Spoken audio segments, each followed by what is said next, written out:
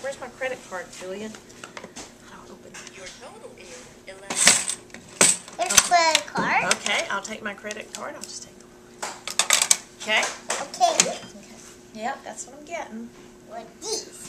Those are grapes, and here's some puffs, and I've got an apple. And when after you've weighed them and everything, you can put them back in my grocery bag. Make sure it's weighted. Oh, carrot. Okay, you put it in my bag, and I'll carry it home with me. Well, tell them go puffs was a hit. That's the apple. Okay, put it in the bag.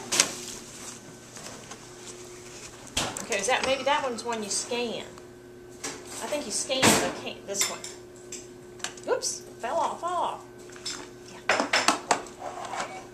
There you go. Are you going to get some other groceries? I think that's all I need today. How much do I owe you?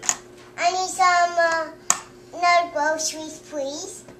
Oh, but that's enough. Can I pay for this first? Here's my credit card. Thank you. Do you know how to run the credit card? Remember how you put the credit card in there and run it? Okay. Slide it. Is it the right way? Maybe it's upside down. Yeah, try that. Checking credit.